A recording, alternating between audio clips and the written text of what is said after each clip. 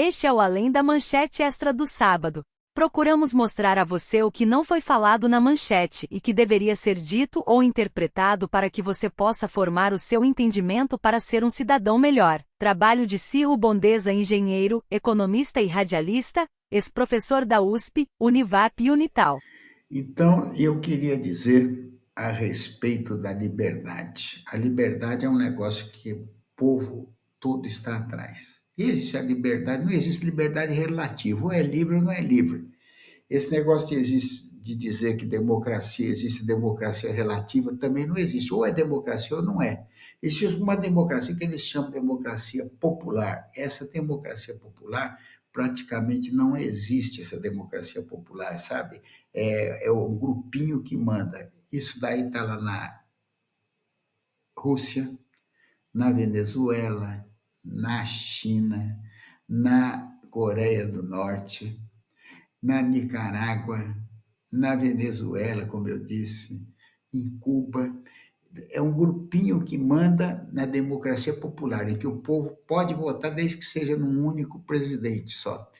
E me veio essa notícia da liberdade, porque os grandes feitos foi, por exemplo, a Anita Garibaldi, como eu disse, que ela lutou pela liberdade aqui, para botar a república, o povo mandando aqui no Brasil. Ela saiu do Brasil junto com Giuseppe Garibaldi, foi lutar na Itália e 10 anos depois ela morreu em fuga com a guerra dos italianos contra os austríacos para te pegar a liberdade que o Giuseppe Verdi estava lá, o Giuseppe Garibaldi estava lá. E o Verdi escreveu essa cena, eu me lembrei desse problema da liberdade, por causa deste concerto aqui, que é o hino dos hebreus, que é a saída dos hebreus da Babilônia para ir embora para a terra deles.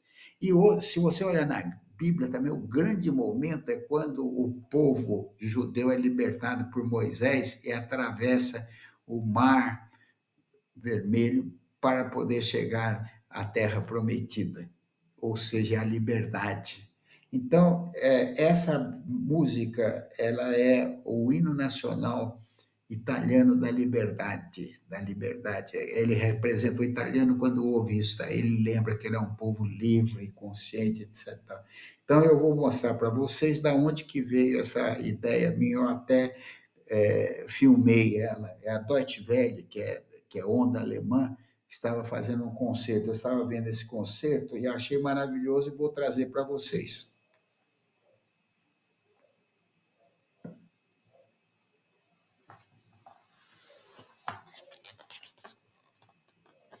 Vamos ver se a gente consegue pôr aqui direitinho.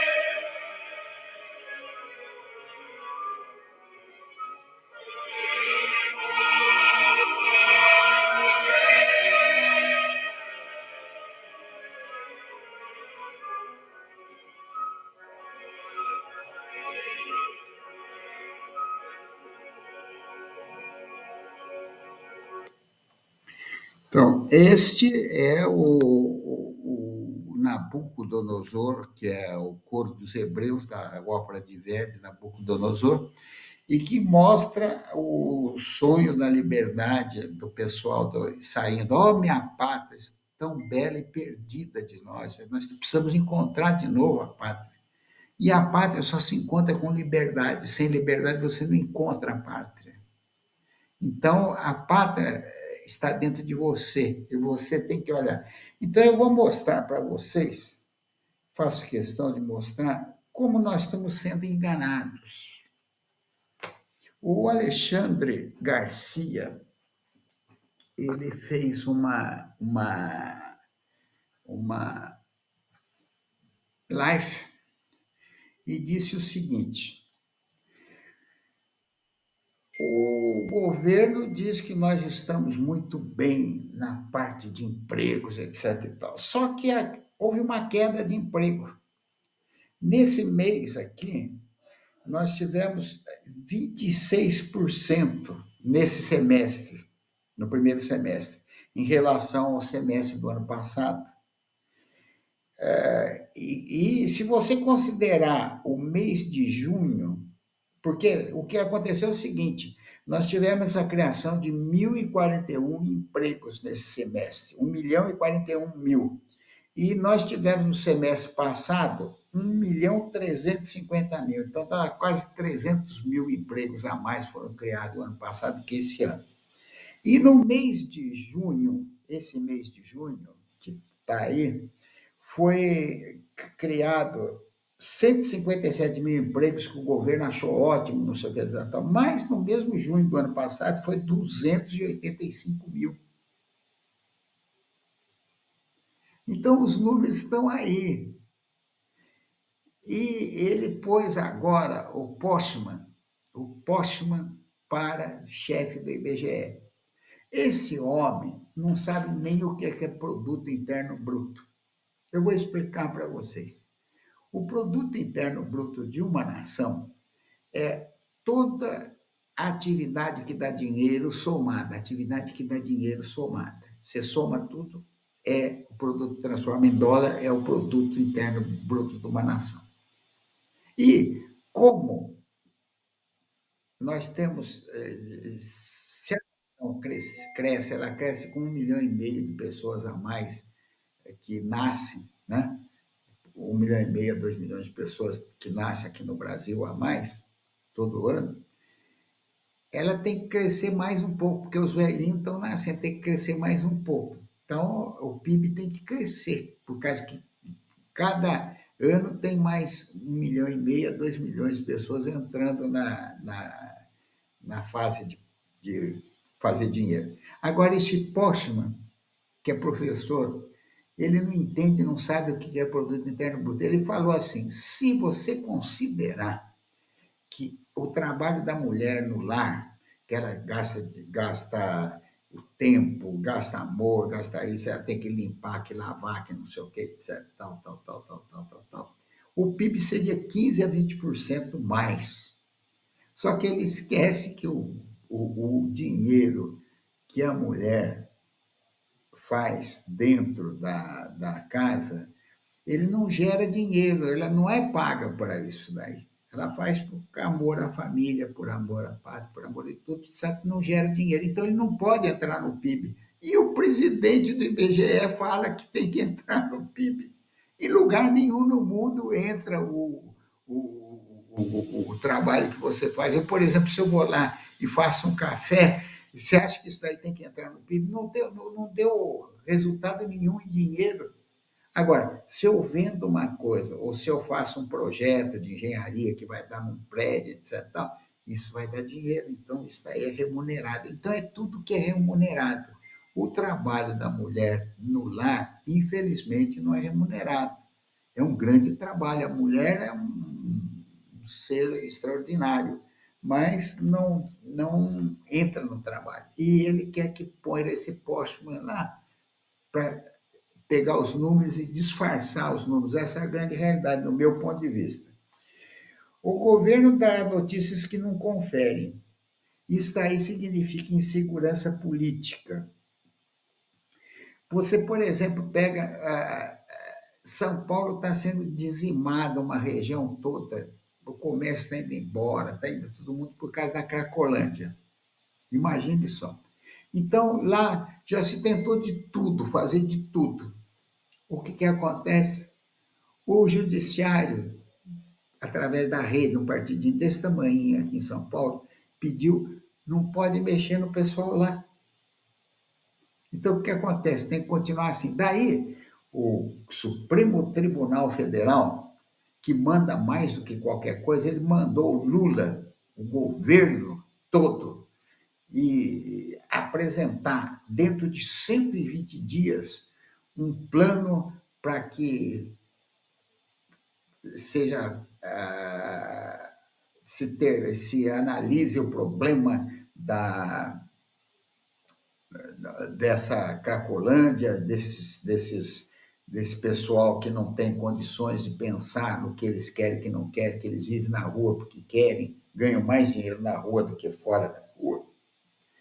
E o danado do Alexandre de Moraes deu 120 dias. O Lula tem que obedecer ele 120 dias. Ele tem que apresentar um negócio que já tem uns 30, 40 anos que ninguém consegue fazer nada. Já tentaram fazer de tudo. Ele tem 120 dias para fazer. Quem manda? Alexandre de Moraes. Bom, então essa insegurança política que tem no país, em que o presidente não manda, quem manda é o Supremo Tribunal Federal, que o Supremo Tribunal Federal tem um negócio que foi votado, ou uma lei que foi dada, não sei o que, de repente ele pega e acha que tem que ser completamente ao contrário. Então, o que acontece? Isso causa insegurança jurídica, insegurança econômica, insegurança de tudo. Apesar de tudo, ainda o pessoal não tem onde investir no mundo, porque o mundo está em guerra, está com um negócio terrível, eles estão tentando investir no Brasil, sabe? Mas a situação do Brasil está danada. A rua carioca, lá, o negócio lá da Cracolândia, está terrível a situação. Lá no Rio de Janeiro tem a Carioca, a Rua da Carioca, que era um comércio bonito, não sei o que, está fechando tudo. Por quê? Por causa dos craqueiros de lá.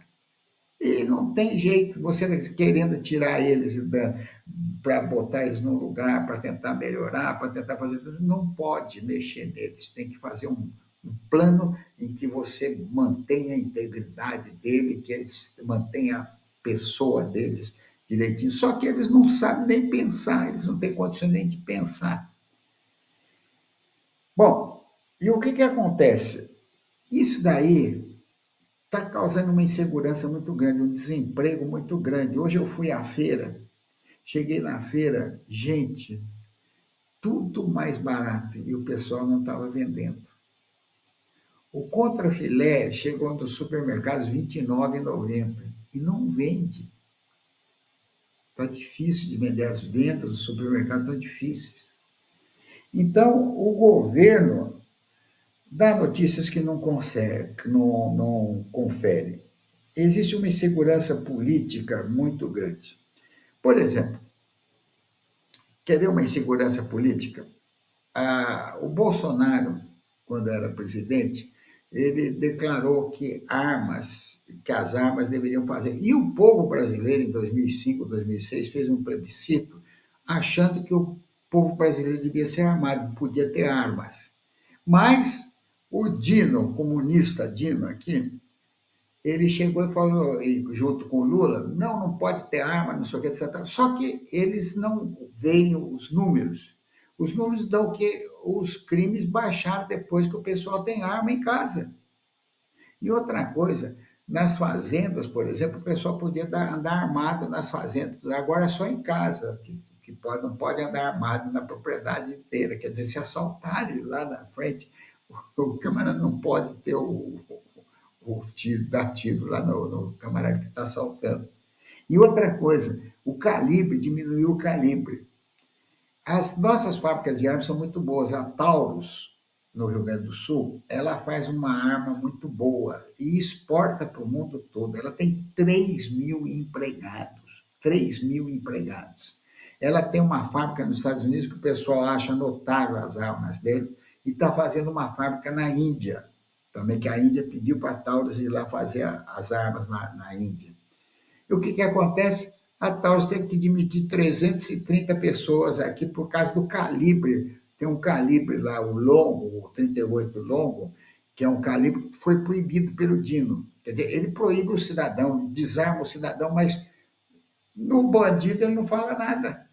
Não tem nenhuma atividade dos bandidos. Por causa disso, quando faz a eleição, 80% das prisões é voto para o atual governo. Porque o governo não toma providência na parte de legislação para. Você, por exemplo, se você é pego com um monte de cocaína e tudo, tal, o, e o juiz que vai fazer a sua. Você foi preso em flagrante, chegou lá preso em flagrante, e você falou que você fala, o guarda me deu, chutou, me matou, não sei o quê. Você vai responder em liberdade e é solto na hora. Agora, se você fez aquelas velhinhas que estão lá da demonstração, pessoal que chegou depois do 8 de janeiro, chegou à noite, que foi preso, está lá preso faz 6 meses que estão presos e não soltam. E tem muita gente presa, tem jornalistas, nós temos jornalistas exilados em outros lugares, em outros países, gente que foi embora do país por causa da insegurança. Fizeram uma pesquisa em Portugal e perguntaram para os brasileiros por que eles estão indo lá para Portugal e fazendo lá, por causa da segurança que tem em Portugal. O Lula chegou e falou assim: tem tanto brasileiro aqui que o brasileiro vai acabar sendo maior número do que os portugueses. Fez essa ofensa lá para os portugueses, que nós estamos dominando os portugueses lá. Só que ele esqueceu de perguntar por que o brasileiro está indo para lá. É a insegurança que eles põem aqui. Essa é a realidade. Então, nós estamos indo para a Índia, a nossa fábrica de armas está indo para a Índia. 80 lojas fechadas daquela Shoptime. 80, eles têm 380, fecharam 80 lojas da Shoptime. Quanta gente foi embora, hein, gente? Mas não tem importância, né? O Financial Times, que é um jornal muito famoso, publicou no Valor, que é um jornal econômico aqui do Brasil, ele disse o seguinte, que o Lula está voltando aos anos 2000, mas com a ideia dos anos 70. Com a ideia dos anos 70. Nós estamos com uma medida retrô. Quer dizer, ele esquece que existe, por exemplo, o pessoal que está ganhando a vida como camelô, vendendo as coisas, está ganhando mais dinheiro do que qualquer outra coisa. Então, ele esquece que existe isso daí, que o camarada as MEI que foram criadas agora. O trabalho em casa, que o pessoal trabalha de casa, nos computadores e tudo mais. Então, ele disse que nós estamos voltando, que a única exceção de modernidade que existe no governo atual é o Haddad, que ele pensa mais ou menos direito. É a melhor pessoa do governo atual. Aliás, estão querendo trazer, gente, vocês não sabem, o Manteiga, que foi o camarada, porque ele foi muito leal para Dilma, leal para a coisa. A lealdade é que funciona, não se ele é bom ou não, não interessa. Você tinha um funcionário de carreira, presidente da Vale, que conseguia, que estava no Canadá, que é um dos países que mais não tem mineração. Ele trabalhava lá no Canadá, veio para cá, botou a Vale para funcionar, uma beleza, está funcionando tudo direitinho, dando lucro e tal. O que acontece? Ele quer tirar ele e botar o Manteiga, porque o Manteiga é fiel ao PT. Quer dizer, não existe o problema do conceito do mérito, se o camarada é bom ou não é bom. Não, a briga é para conseguir segurar o pessoal. Mas os gastos, e outra coisa, por exemplo, os gastos do governo estão assustando. Você pega, por exemplo, em junho, nós tivemos um déficit, o dinheiro que não entrou para o governo, a baixa da arrecadação não entrou para o governo, de 45 bilhões. Então, deu menos 45 bilhões. Se você for em junho do ano passado, no mesmo ano, deu 15 ou 18 bilhões de lucro a entrada de dinheiro. Então, o que que acontece? A diferença foi de 60 milhões, menos 40 para mais 15, menos 42 para mais 15, dá quase 60 bilhões a mais, a diferença do governo para o outro. E tudo está normal, tudo está tranquilo. Você pega eles falando, está tudo tranquilo. Outra coisa do governo, por exemplo, foi feita a escola cívico-militar. O pessoal que tem os filhos na escola cívico-militar, que já são quase 200 mil pessoas estudando nas escolas cívico-militar, os pais estão contentíssimos, porque, primeiro, a escola é limpa. Segundo, a escola não tem os traficantes lá perto, nas portas das escolas. Terceiro, não existe depredação da escola, o pessoal cuida da escola, os alunos aprendem a cuidar da escola, né? Outra coisa, é segura. Outra coisa é que está estudando matemática e português lá dentro das escolas. Não, o Lula chegou e caçou as escolas. Mas os governadores viram que o povo está tão contente com as escolas cívico-militar que eu acho que 21 dos 26, eu acho que 21 estão mantendo as escolas e estão até aumentando. No Paraná está aumentando, aqui vai aumentar, em outros lugares vão aumentar as escolas. Quer dizer, então, é um negócio, o governo está numa desconstrução de tudo que foi feito para coisa. Ou, por exemplo, agora, uma coisa é interessante também, nós temos ainda mais 7 minutos de gravação.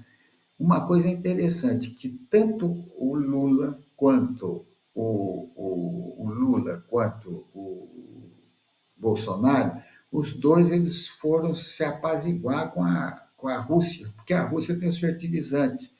Nossa agronegócio sem fertilizante não funciona.